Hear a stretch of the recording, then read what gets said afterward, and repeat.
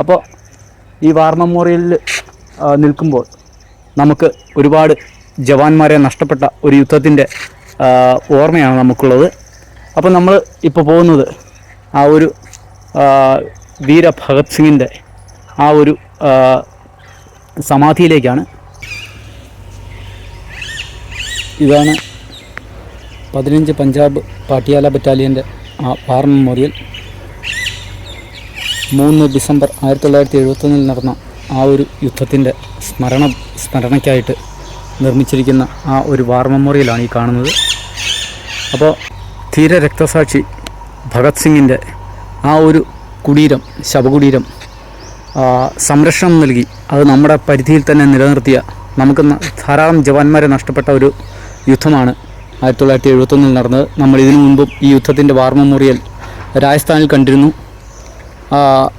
ലോങ്ങാവാലയിൽ. അപ്പോൾ ഞാനിപ്പോൾ പോകുന്നത് ആ ഒരു വീര ഭഗത് സിംഗിൻ്റെ ആ ഒരു ശവകുടീരത്തിലേക്കാണ്. അപ്പം ഇതുവഴിയാണ് അങ്ങോട്ടേക്ക് പോകേണ്ടത്.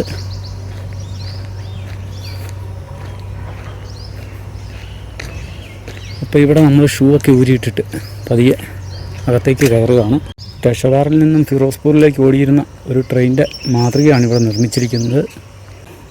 പാകിസ്ഥാനിലേക്കുള്ള ട്രെയിൻ, അതായത് ഇന്ത്യ വിഭജനത്തിന് മുൻപുള്ള ഒരു ട്രെയിൻ സർവീസായിരുന്നു ഇതുവഴി ഉണ്ടായിരുന്നത്. അപ്പോൾ അതിൻ്റെ ലാസ്റ്റ് ഏരിയ നമ്മൾ കണ്ടിട്ടാണ് വരുന്നത്. അതിൻ്റെ ഫോട്ടോ മാത്രമേ എടുക്കാൻ പറ്റുള്ളൂ, കാരണം അതിന് തൊട്ടിപ്പുറത്ത് മിലിറ്ററിയുടെ ഏരിയയാണ്.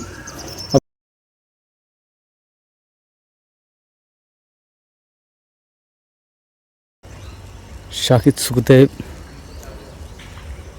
ഇ ആസാം ബി ഭഗത് സിംഗ്, ഷഹീദ് ശിവരാം ഹരി രാജ്ഗുരു, ആ 3 പേരുടെ പൂർണ്ണകായ പ്രതിമയാണ് നമ്മൾക്കിവിടെ കാണാൻ പറ്റുക. അപ്പോൾ ഈ കടാവിളക്ക് ആ ഒരു ഇൻകുലാബ് സിന്ദാബാദ് എന്നുള്ള ആ മുദ്രാവാക്യത്തിൻ്റെ ഒരു അലേടിയായിട്ടാണ് ഇവിടെ നിർത്തിയിരിക്കുന്നത്.